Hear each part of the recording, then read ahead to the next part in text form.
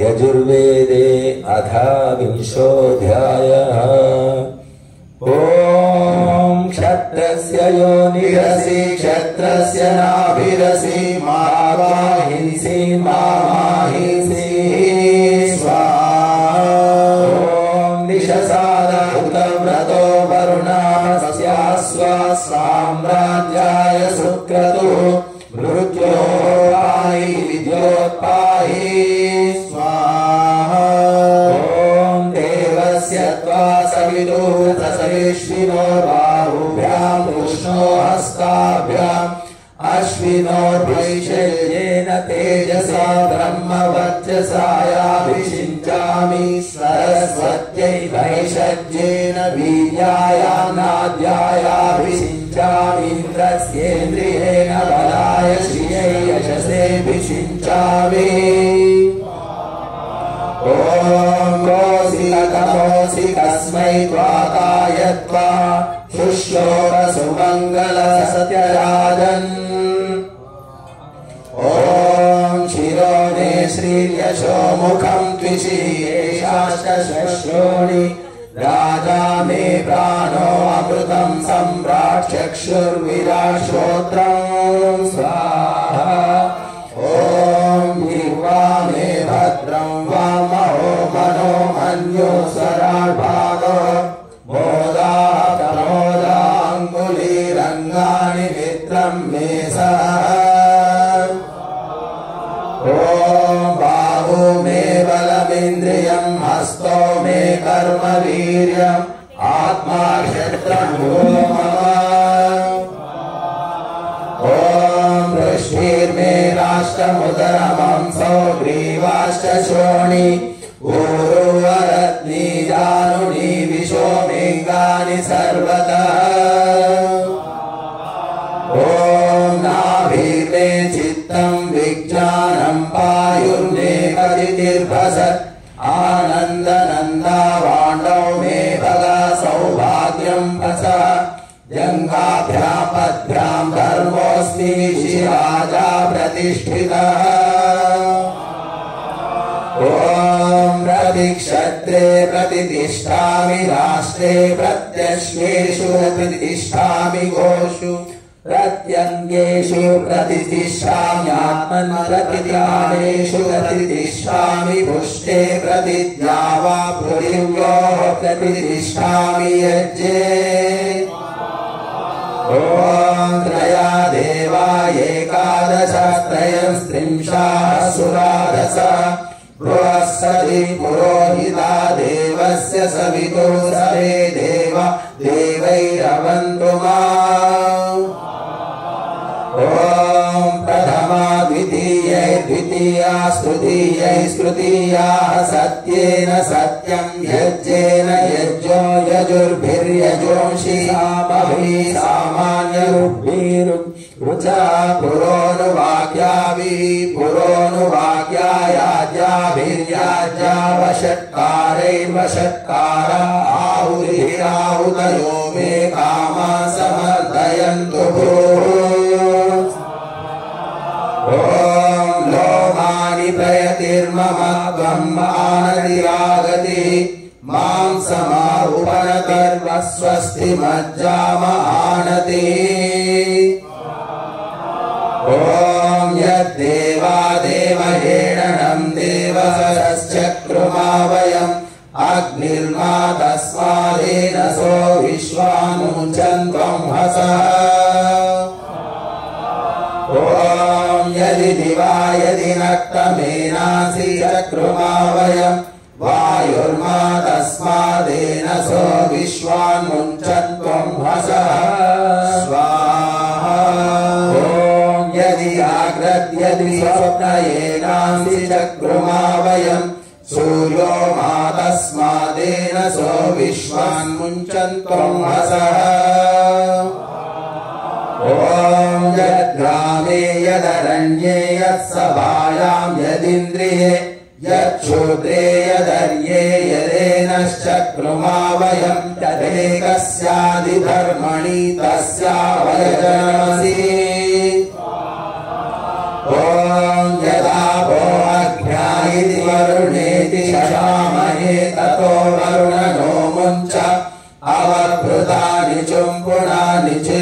शंससि निचुम्पुनः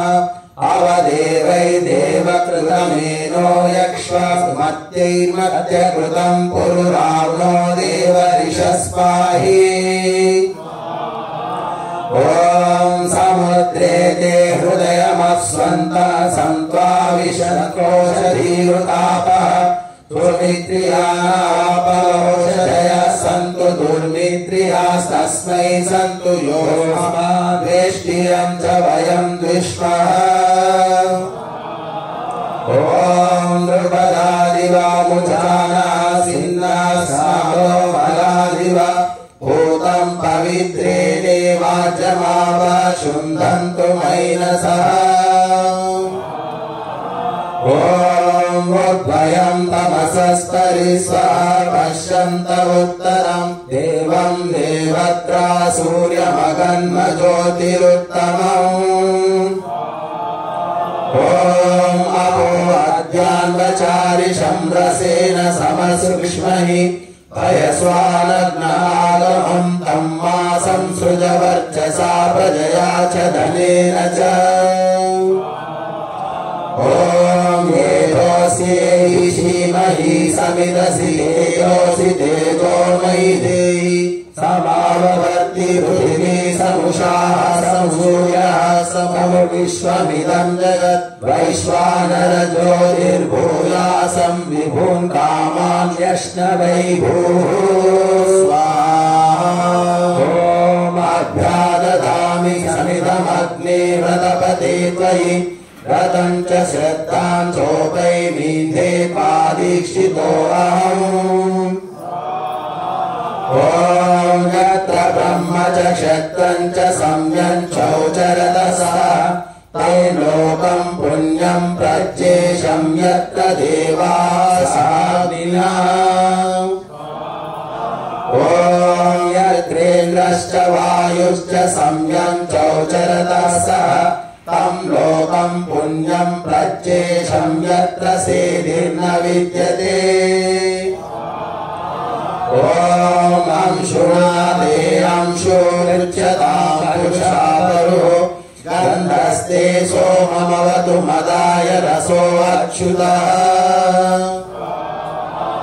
ॐ सिञ्चन्ति सिञ्चन्त्युत्सिञ्चन्ति पुनन्ति च सुरायैव भ्रैमदे किन्को वदति किन्त्वा ॐ धानावन्तं करं विनामोपवन्तमुखिनम् इन्द्रप्रातुर्जुषस्वनः ॐ बृहदिन्द्राय गायतारतो रुद्रान्तमम् येन ज्योतिरजयन्द्रुतामृतो देवं देवाय जागृवी ॐ अध्वर्यो अद्रिभिः सोमं पवित्रानय पुनाहीन्द्राय पातवे ॐ यो भूतानामधिपतिर्यस्य लोकाधिष्ठिताः य ईशे मातो मास्तेन गृह्णामि त्वां मयि गृह्णामि त्वामहम् ॐ वयामगृहीतस्य श्रुभ्यां वा सरस्वत्यै केन्द्राय त्वा सूत्रां न येषते योनिरश्विभ्यां त्वा सरस्वत्यै केन्द्राय त्वा सूत्राम्ने ॐ प्राणपामे अपानपाश्चक्षुष्पाः श्रोत्रपाश्च मे वाचो मे विश्वभेषजो मनसोऽसि विलायकः ॐ अश्विनकृतस्य ते सरस्वती कृतस्येन्द्रेण सूत्राम्ना कृतस्य उपहूतस्य भक्षयामि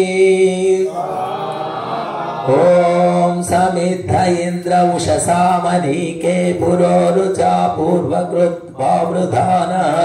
विभिर्देवैस्त्रिंशता वज्रबाहुर्जघान वृत्रं विदुरो बवार ॐ नाराशंसा प्रतिशूरो विमानस्तनूनपात्रयज्ञस्य धाम गोभिर्वभावान् मधुना समञ्जन् हिरण्यैश्चन्द्रीयजति प्रचेताः ॐ ईडितो देवैर्हादिवाम् अभिष्टराजुह्वानो हविषाशर्धमानः पुरन्दरो गोत्रभिद्वज्रबाहुरायातु यज्ञमुपनो जुषाणः ॐ जुषाणो बर्हिर्हरिवान्न इन्द्र प्राचीनसिंहत्प्रदिशा पृथिव्याः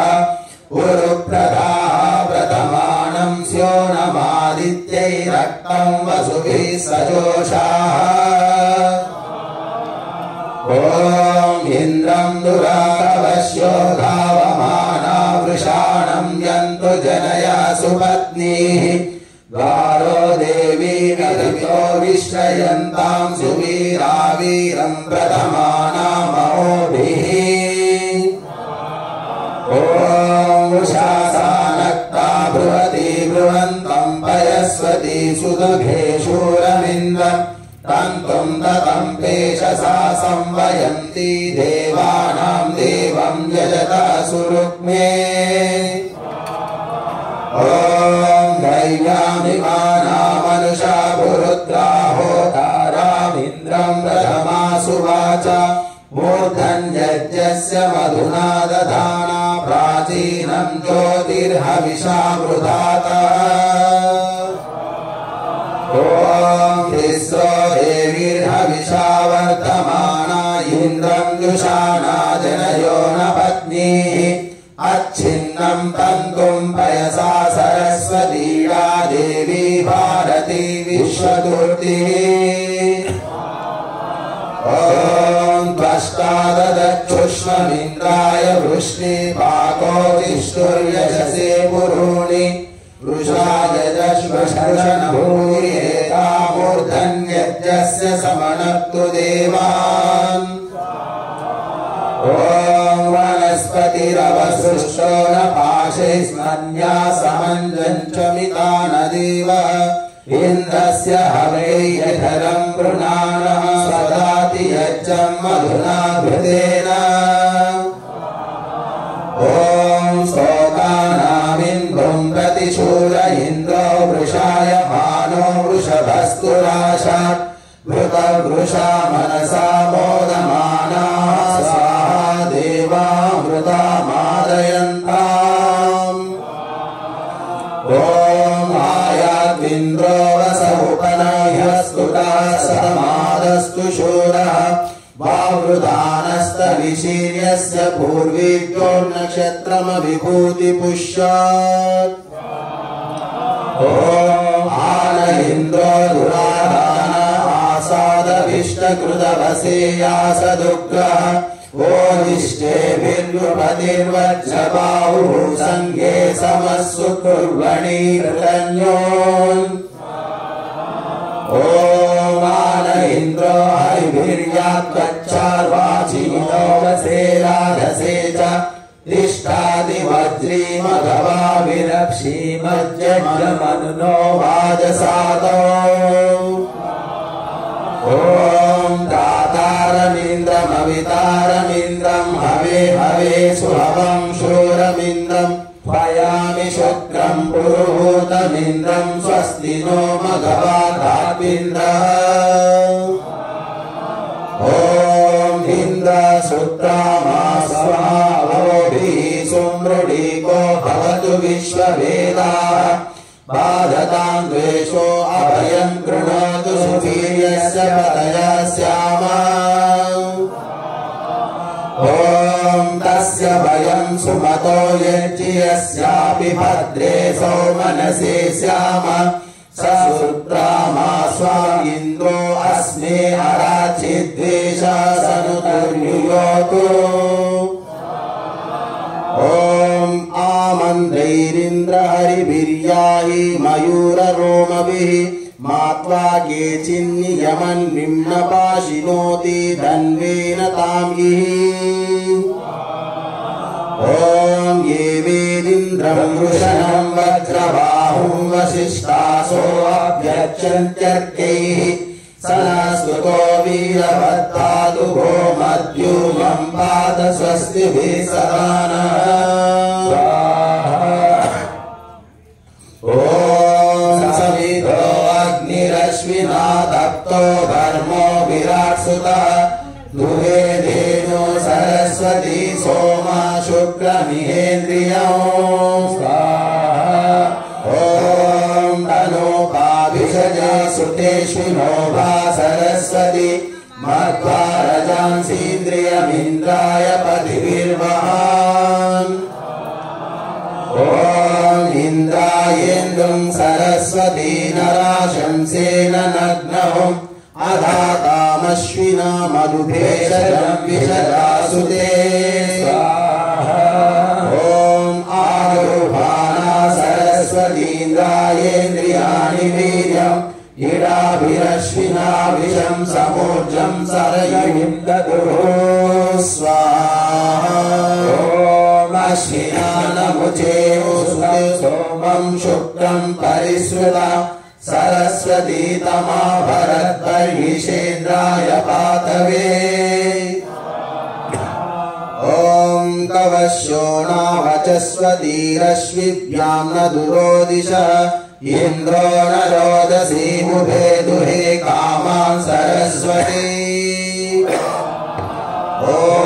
कुशासानक्तमश्विना दिवेन्द्रं सायमिन्द्रियैः सञ्जानानि सुपेशसा समञ्जाते सरस्वत्या ॐ भागं नो अश्विना दिवा पाहि नक्तं सरस्वती दैव्या होताराविषजापातमिन्द्रं सचासुते ॐ तिस्रस्रेदा सरस्वत्यश्विना भारतीया तीव्रं परिश्रुता सोममिन्द्राय सुषुवर्मदं स्वाहा ॐ अश्विना भेषजं मधुभेषजं न सरस्वती इन्द्रे त्वष्टाय श्रियं रूपं रूपमधुसुते ॐ मृतुधेन्द्रो वनस्पति शशमाना परिश्रुता ईलालमश्विभ्यां मधुदुहे धेनु सरस्वती ॐ गोभिर्न सोममश्विना मासरेण परिश्रुता समधातं सरस्वत्या स्वाहेन्द्रे सुतं मधु ॐ अश्विना हरीन्द्रियं नमुचे धिया सरस्वती आशुक्रमासुराद्वसुमघमिन्द्राय जभ्रिये ॐ यमश्विना सरस्वती हविषेन्द्रमवर्तयन् सविभेद बलं मघं नमुचा वासुरे सचा ॐ तमिन्द्रं पशव सचाश्विनो भा सरस्वती दधानाभ्यनुषुता हविषायज्ज इन्द्रियैः ॐ य इन्द्र इन्द्रियं ददुः सविता वरुणो भगः ससुद्रामा विश्वतिर्यजमानाय सशश्च ॐ सविता वरुणो ददत्यजमानाय दाशुषे आदत्तनमुचेर्वसु सुद्रामा बलमिन्द्रियम् ॐ वरुणक्षत्रमिन्द्रियं भगेन सविता श्रियं सुद्रामा यशसा बलं दधानाय जमाशत ॐ अश्विना गोभिरिन्द्रियमश्वेभिर्वीर्यं बलम्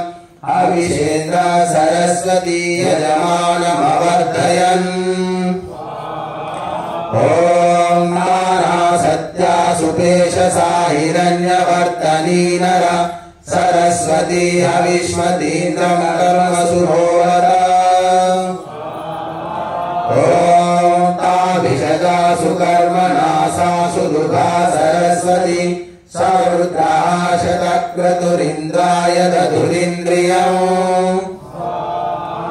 ॐ युवं सुराममश्विना नमुजा वासुरे सचा विपिबाणाः सरस्वतीन्द्रं कर्म स्वावत ॐ पुत्रमिवापितरावश्विनो भेद्रावधुः काव्यैर्दत्सनाभिः यत्सुरामं व्यपिवाशचीभिः सरस्वती त्वामघवन्नभिष्णत् ॐ यस्मिन्नश्वासरुषभासवोक्षणो वशामेषावसुष्टास आहुताः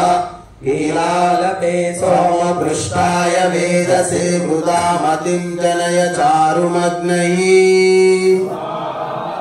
ॐ यज्ञेयविरास्येते शुचीवधृतं चम्बीव सोमा वाजसनीयमस्मे सुवीरं प्रशस्तं देहि यजसं बृहन्तम् ॐ अश्विना तेजसा चक्षो प्राणेन सरस्वती वीर्यं